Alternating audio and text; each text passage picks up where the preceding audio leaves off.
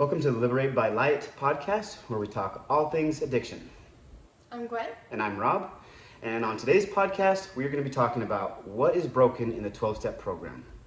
So as people move through the 12-step program, there are certain things that have kind of made things difficult. And I don't know if anybody out there has ever felt like as they go through the 12-step programs, it's just like futile. They're struggling. They can't move through the program successfully.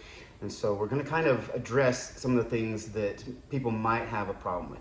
So let's just jump right into it. The first one we're going to do is kind of a review. We did have a podcast about this, but it's called The Two Lies. Gwen, why don't you tell us what the two lies are? Yeah.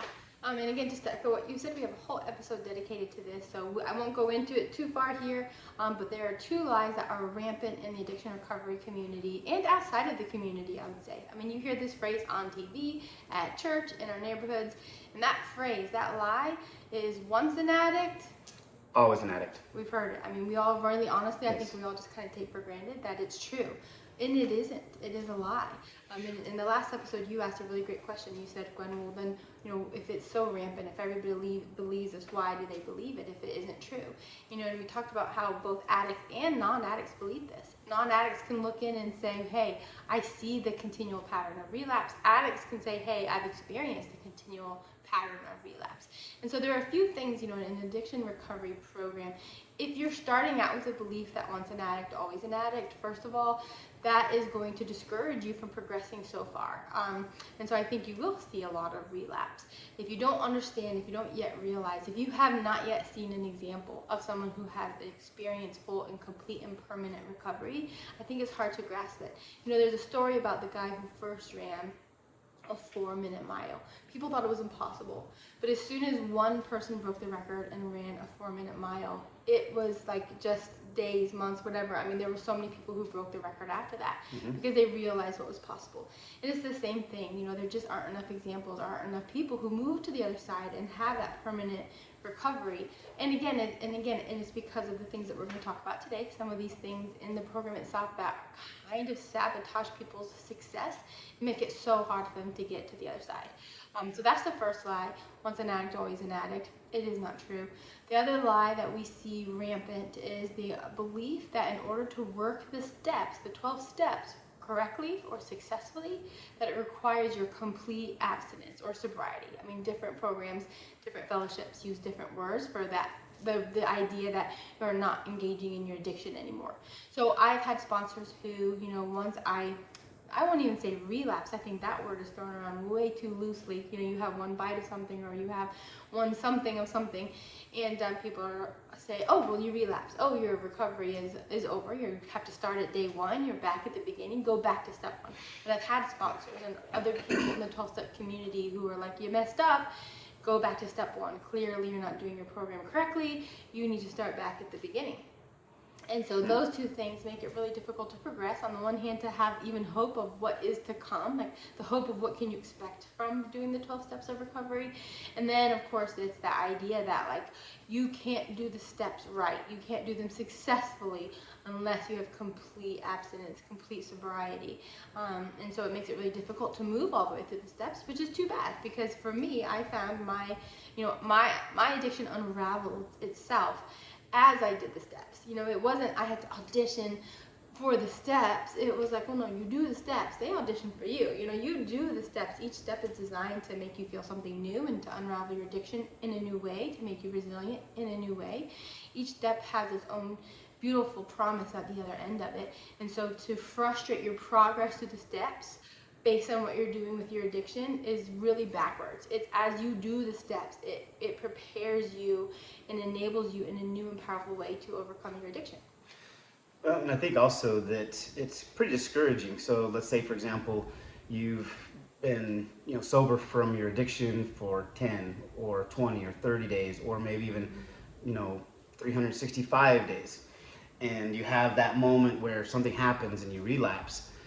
The discouragement of if you're taking it as an absolute that you have to be sober and you relapse and now you're back to day one, the discouragement of, oh man, I had 30 days or 40 days or 365 days of sobriety and now I'm back to day one. Yes. That can be very discouraging as well. It is so discouraging. Yeah. Which, and ironically, one bite, one thing, one day is not a relapse, but with that mindset, it leads to a relapse, a complete Correct. full-blown relapse. Yeah. Well, yeah, there's like, okay, I'm gonna give up, even if that wasn't a relapse, like you're saying, one bite or something is not a relapse, but if in their mind they say, okay, now I've relapsed, and then it's like, okay, well, they kind of just give up and say, what the heck am I fighting for? And so that's what leads to the relapse, is that okay, I messed up, and that total mess up is that little trigger that goes, okay, I'm just gonna give up, and that's where, when it wasn't a relapse, it turns into a relapse. And that, again, I would say kind of feeds back in. I love that you pointed that out, because that also feeds back into the once an addict, always an addict thing. Mm-hmm. As I was recovering, I had bad days. I did. I got to the other side of recovery with bad days, which is how I know that I'm resilient in my recovery, is because my recovery included some bad days. And so now on this side of things, I'm like, oh, it doesn't require perfection. Good, because that's something I will never achieve. But Yeah. I can do this. And so, yeah, that idea, I think that mentality really also goes back to once an addict, always an addict. I can't do it. I can't progress so far or whatever. And yeah. One kind of feeds into the other. Okay, so the next thing we'd want to touch on is the kind of concept of the game of telephone. So as you go through addiction, why don't you tell the audience what you mean when you say it's a game of telephone? Yeah, so this one, I'm going to keep a straight face while I talk, but inside I have a raging fire. This one I'm so passionate about. This one is one of the, I think, biggest points of dysfunction within the 12-step community. And I have to say here too, let me just add, I am grateful that 12-step communities exist. And I think the people who go there, they have well-meaning, good intentions. The therapists who send people there, the family members and clergy people who send people into 12-step programs. They are our unsung heroes, and thank you. I just want to say that, because I'm going to get into some raw and gritty stuff here. But I just want to say, so this game of telephone, it is really a huge malfunction of the program, because for instance, when you come into the program, the idea is you get into a 12-step program, and then you find a sponsor, and that sponsor is going to kind of adopt you. And they are going to tell you how to recover, and they're going to use the model that they use. Whatever it is they did to recover, whatever it was that was part of their program to recover, they're going to now give you that as exactly the program you have to follow. So maybe it included the 12 steps plus whatever else they did. Now, I'm being funny here, but let's just say they also were doing jumping jacks at 6 a.m. and push-ups at 12 p.m. If that was part of what they did in recovery, then when they adopt you as their sponsee, they're going to give you the 12 steps, plus the jumping jacks, plus the push-ups, and tell you this is how you have to recover. Now, when let's say you get to the other side, you had the 12 steps, so let's say you recovered. And now, you're going to become a sponsor and adopt someone else as your sponsee. Well, that's how you recovered. And maybe in your own recovery, you also added journaling for an hour every day. You found that was very helpful to you. So now when you go to your person that you're sponsoring, you're going to say 12 steps, but also the jumping jacks, plus also the push-ups, plus also journal every day. And then you help somebody recover, and then they find their recovery, and this is assuming people stay, because it gets overwhelming when you have a list of so many things to do. But then maybe there's a few things they did. Maybe they started to call people at noon and talk about their program every day as well. So it adds and adds and adds, and from generation to generation, from sponsee to sponsor to sponsor to sponsee, the program changes and it morphs, and it does become a game of telephone. So what began as a very simple, very straightforward process of these 12 steps, that you do these things and you find your way to the other side, it becomes complicated, and it becomes infused with all of these, asterisks with fine print and appendixes and this and that, and don't forget. And it's too bad. And even outside of the scope of sponsors, that's true. Because, when you go into a 12-step community, it's a room full of volunteers, people who've heard from somebody, from somebody, from somebody. The first 12-step group I ever went to, it was not a complete program. So what I mean by that is I went to a meeting. That meeting focused only on this one piece of literature, which was not the big book, was not the 12-step big book, what they call the big book. It was a different book. But that meeting was dedicated to reading only from this book and discussing passages only from this book. There was another meeting across town on a different day of the week that they discussed the big book, And then there's another meeting on the other side of town on a different day of the week, and they discuss the 12 traditions. The program itself was really fractioned and crossed, and so depending on where you ended up, depending on who you even come in and sit next to, depending on who opens their mouth and says, I'm an available sponsor, you were going to have a completely different experience. So just to highlight that, yesterday there's a Facebook group I'm very active in, a 12-step Facebook group, and somebody said, and this was a newcomer, and she said, what is abstinence? What does that mean? What does that look like? And there are different people, answering the question. And the one that really stood out to me, she's like, it depends on who you ask. It means different things to different people. It depends on what your sponsor says. Nobody's right, nobody's wrong. It just depends. Mm. And it's really hard to navigate your way through a program when it's like, what am I doing? What does it mean? And it just is all based on who you end up sitting next to and how you came in. Well, I can imagine that as you go through these programs, like you were saying, there's one here, one on the other side of the town, and one on the far side of the town. 3, 4, 5, 6 groups, maybe even more inside of maybe some of these cities. And you talk about going across country. There's probably thousands of different. And when you add in the online ones, Well, and it's just like everything, and there's got to be quite a few sponsors as well. So it grows exponentially. So as you go. It's since you're not really centralized, everybody's saying, well, I've got, the jumping jacks plus the push-ups plus the journaling plus, oh, you've got to pray for 5 hours, or, oh, you've got to twirl around for 3 hours. I mean, everyone has their own thing. Yeah. It can just exponentially grow, and where do you figure out what the process is, especially as you go through this and people are telling you different things. Well, this helped me, or this helped me, or this helped me. You're kind of just being bounced back and forth between, so many different ideas and tools and things like that people are trying to use in order to have make that successful journey through the 12 steps. So yes, that can be frustrating for sure. All right, so that was the game of telephone. Not very fun, doesn't sound like. Let's go to the next one. You said something about like a Russian roulette. So as we look at that, that's kind of a pretty graphic example. So why don't you explain in your words what that means? Okay, and again, inside I'm screaming. Yes, and I know it is kind of a raw example to use, but I think it is a very accurate description of this phenomenon that happens in 12-step programs. Like I said, the game of telephone, it is a game of Russian roulette. And I say that as somebody who went to 12-step meetings for a very long time. I had been in and out of 12-step rooms for 15 plus years before somebody told me, you know what? It's not about your addiction. You don't actually have to fight your addiction. There's a way to move through this without white knuckling. It has nothing to do with your addiction. Actually, if you just focus on the 12 steps, the miracle will happen. Simplify it. Bring it back down just to the 12 steps, and you'll find your way. And so she was right. I did, and there's a lot I learned, and I'm so forever grateful to this woman who shared that with me. So on the one side, it's like relief. On the other, it's like, why did it take me 15 years to hear this? Why?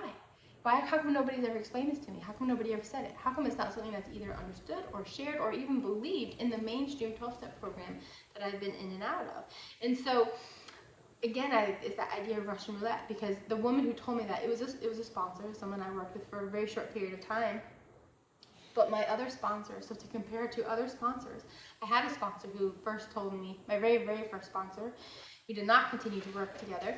She said I had to go to 90 meetings in 90 days. There were not 90 meetings in 90 days for the fellowship that I was a part of. And so she's like, well, just go to AA meetings, just go to Narconon meetings or whatever. And so that was very uncomfortable for me. I did not feel like I belonged. I certainly didn't think they felt like I belonged. I felt like I was invading their privacy. But that was the parameter she gave me. She said, first you do 90 meetings in 90 days before I will even take you through step 1. You do this for 3 months, then we'll talk about the steps. That sounds like it was a gatekeeper. She wouldn't let you pass the first thing or even get onto the path. Right. Wow. And there's not a single step that says go to meetings at all. That was just something that she picked up from the whole massive game of telephone, that she said, this is how I did it, this is how my sponsor made me do it, and here I am on the other side, so this is what you have to do. But was she really on the other side? That could be up for debate too. Yeah, that could be up for debate for sure. And that's the thing, is so it is Russian roulette, because in that sense, that one was my bullet. I didn't stay. No way did I stay. That was too confusing and and I felt like I had failed. I thought I was the problem. It was my weakness, my inability to follow through to do what she had asked. And that was one of many sponsor experiences I've had, and other people who, have had it. Another example, this is an example I use in a video that we did a couple episodes ago, was there was a woman in one of my meetings, and she says she is not allowed to progress past step 3. Her sponsor will not allow her to progress past step 3 until she has been absent for a long period of time. And again, that's a bullet. That's a bullet in the game of Russian roulette. That's who she chose. That's who she ended up being paired with as a sponsor in the program, and now she will never progress. Because at least in my experience, for me, I never could get past that point. Being abstinent, it wasn't until I had moved through all the steps and was using them and leveraging the power of the steps in my life over a period of time that happened for me. But this poor woman will never have that experience as long as she's working with that sponsor because of who she ended up getting paired with. And so I do call it a game of Russian roulette. And again, it's not even just the sponsor you choose. It's the meeting you end up in. It's the person you end up sitting next to. It's the literature that ends up being put in your hands. It's like, roll the dice and see where you fall. And that will determine whether or not you have the keys of recovery or not. It also sounds pretty scary that, hearing some of these stories of, well, I can't progress. I can't even get to step 1 until I do certain things, or my sponsor won't let me pass 3 until I'm absent for a long time. Well, how are you supposed to work a program that is meant to take you through the steps to get you to where you need to go? Because from my understanding, step 10, 11, and 12 is really where things are at. But if you're stuck on step 3, you could be there for hundreds of years. So at that point, it's like a lot of people, I'm surprised she hasn't given up, but probably a lot of people do. Because like the one with the gatekeeper where you can't go to step 1 until you go to 90 meetings. That's a nightmare. 3 months, yeah. It's like I'm sitting here going and going and going and going. It's like not only the logistics of it of, if she has kids and she has to get daycare or whatever she has to do to be able to make those meetings, and especially like you said, there might not be that many meetings going on for her specific addiction, so she has to go to other places if she can even make them. So that can be a huge detriment to somebody working through a program like that to be able to get the abstinence or work the program to get to completion where they can, get to the point where they know how to do this on long term.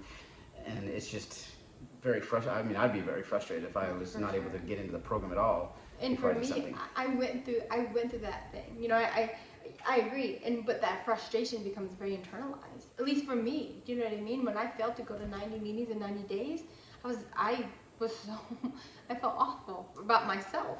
When I failed to move through step 4, because I believed that, after step 3, you're required to be abstinent. And so anytime I would break that abstinence, I'm like, well, I'm back at step 1, back at step 1, back at step 1.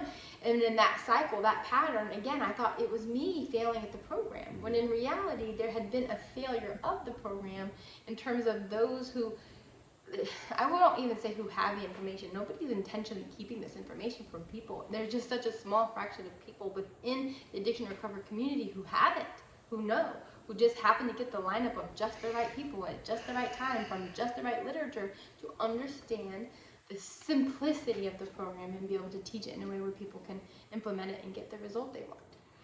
Yeah. Okay, well, that was Russian roulette, and it seems kind of scary and nerve-wracking. Let's move on to a different problem.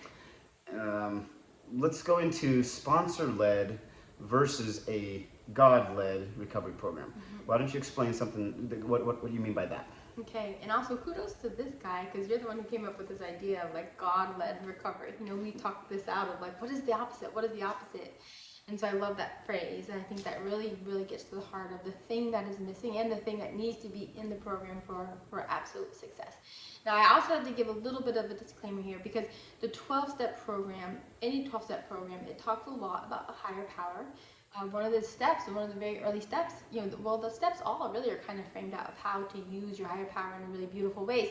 The problem is, even though it's there in print, in practice, it is something that is hijacked and sabotaged by a lot of well-meaning sponsors. This isn't true for every sponsor across the board. I worked with some really beautiful women in my journey, but who did also, kind of cross that line. So what I have found, just this idea of a sponsor-led versus God-led. Again, when you go into a 12-step recovery program, a lot of times the expectation is you're going to go into the program. First things first is, buy this book, get that literature, and find a sponsor. You find a sponsor, and everybody else is hands off. Don't touch that person. They don't belong to you. They belong to their sponsor. And it's pretty dramatic, what happens. I had a woman who I did work with as a sponsor for a while. She sponsored me, and it got to a point where I was ready to transition out of using a sponsor.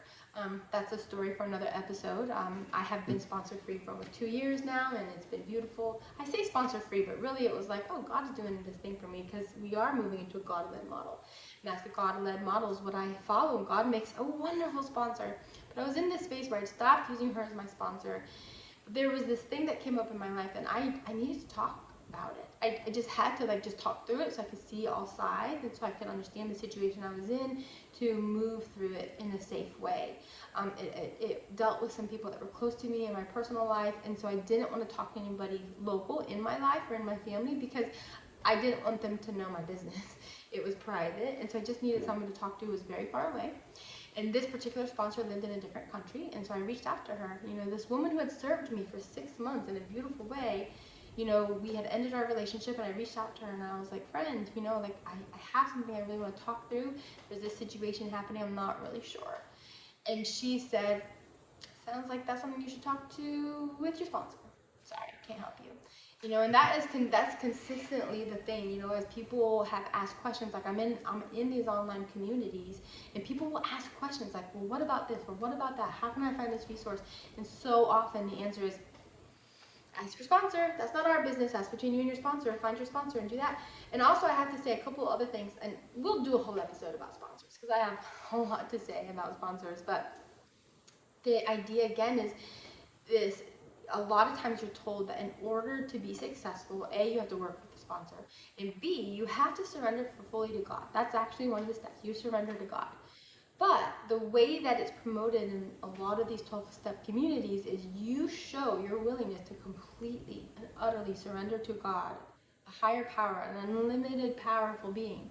You show your willingness to submit to Him by first submitting and surrendering totally and completely to your sponsor, a human. Sometimes it is a human who's lying about their own recovery even. You know what I mean? Sometimes it's someone who's still active in their addiction and active in that mindset that creates control and all of these things. So you first show your willingness to surrender to God by completely surrendering to a human being, your sponsor, and do whatever they say. So because I believe that, and I believed I have to do that in order to recover. I cannot recover without doing that. That's what I'm being told. Find a sponsor, do whatever they say. So my very first sponsor told me go to 90 meetings in 90 days, and I failed, and I didn't. I didn't just feel like I was breaking up with the sponsor. I felt like I had disappointed God. I felt like I had quit my program of recovery. I felt like I was weak. Do you know what I mean? And so that's happened in other times, in other relationships through my 12-step time. And it's just a little bit scary how much the sponsor does, like you mentioned, that gatekeeper. I like that word, the idea that the sponsor kind of steps in and says, I'm in charge of your progress. This is about you and me.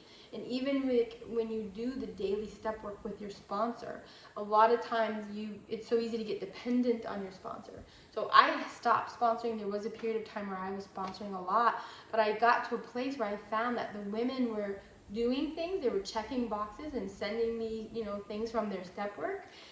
But I realized that, you're sending this to me, but you're never having the conversation you need to with God. I'm nobody.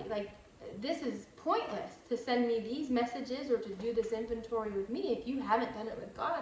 I'm not going to give you a miracle. Sending that to me is not going to create a miracle. You know what I mean? It's the space you share with God, that very intimate space that you share with God, that gives the transformation and creates the miracles on a daily basis. And so that was a pattern I was stuck in within my sponsor.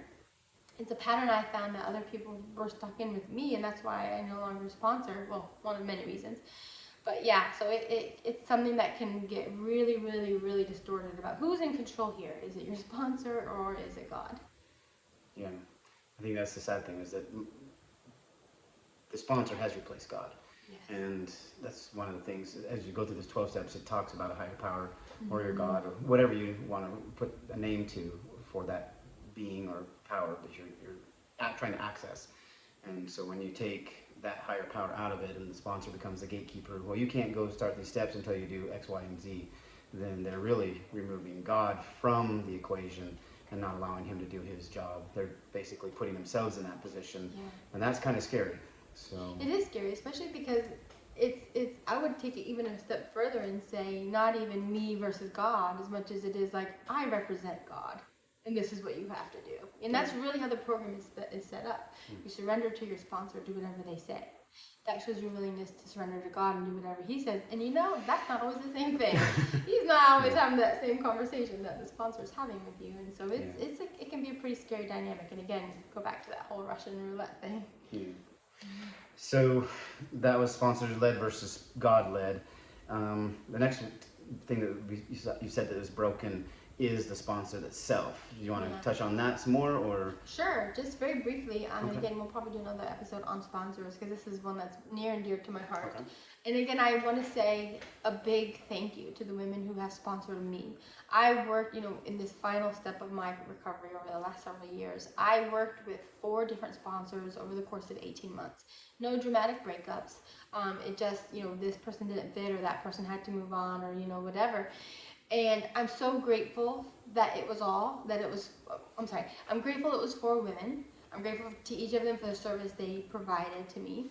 And I will tell you that because of the way that it worked out, I was able to see that each one contributed a very, very valuable piece of the conversation that God was trying to have with me. It was one long conversation that I was having with God, and each of those women came in at an important time to share with me the next part that I needed to know and understand.